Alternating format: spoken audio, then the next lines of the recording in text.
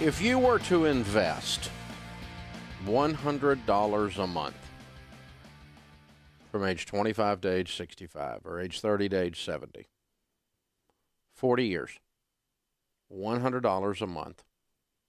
Let's put it in a Roth IRA so that it grows tax-free.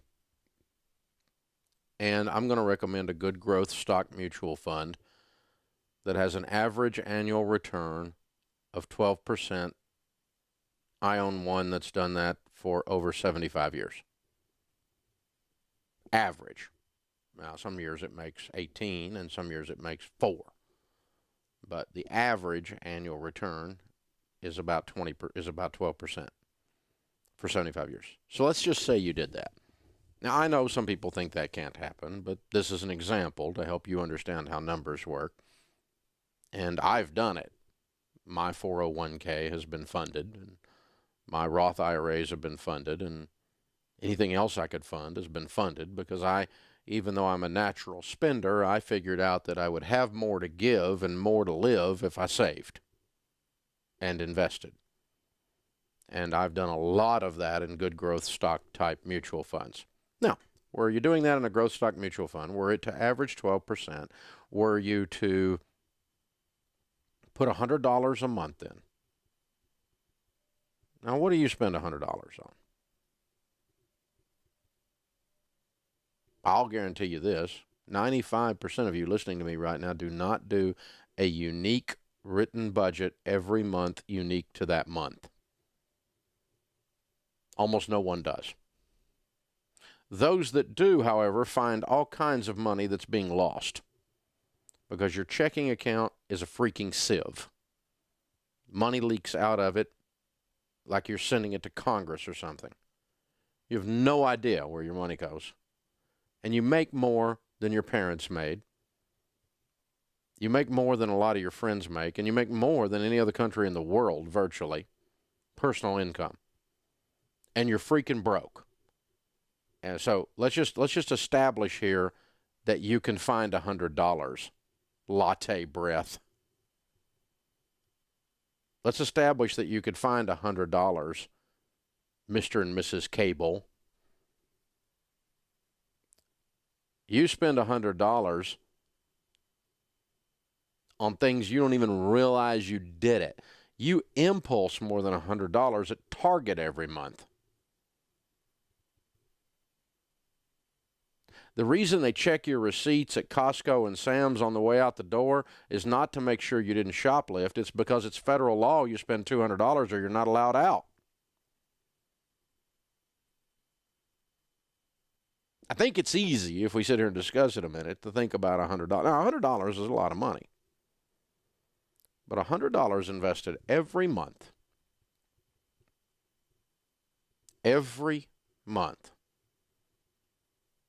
from age 25 to age 65, averaging 12% in a good growth stock mutual fund Roth IRA, is $1,176,000.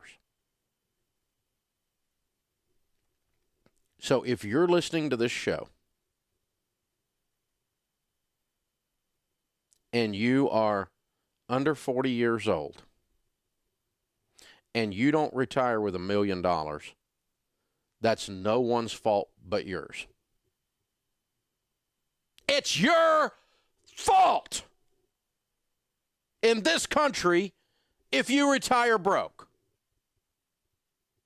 It's your fault because you made a freaking fortune in your working lifetime.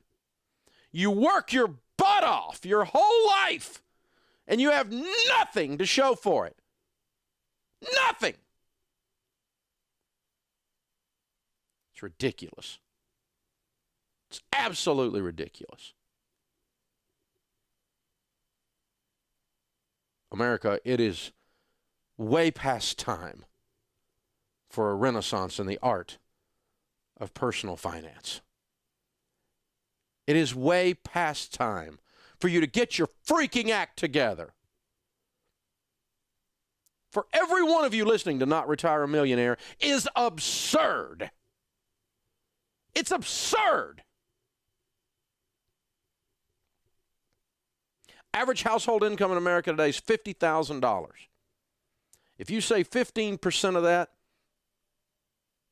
that's $7,500 a year.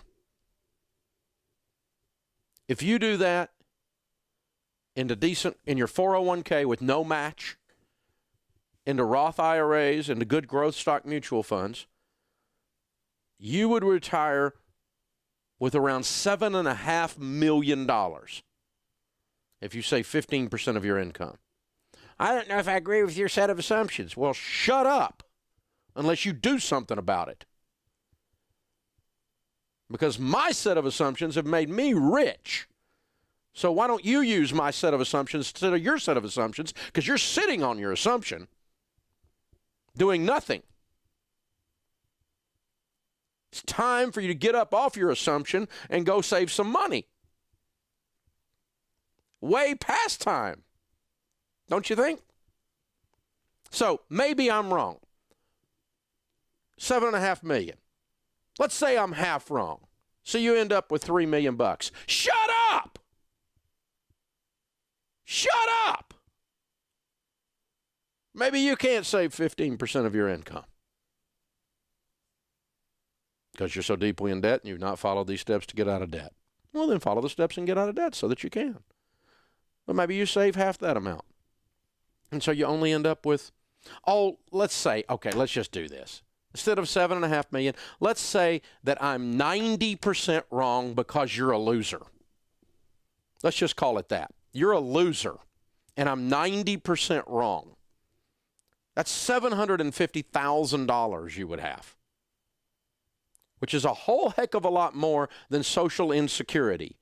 Some of you are walking around right now, and your best shot at retirement is you're thinking, I sure hope the government, which is well known for its ability to handle money, will take care of me. Well, what a stupid butt plan is that? That's ridiculous. $100 a month saved from age 25 to age 65 is $1,176,000. There is no excuse for you to retire broke.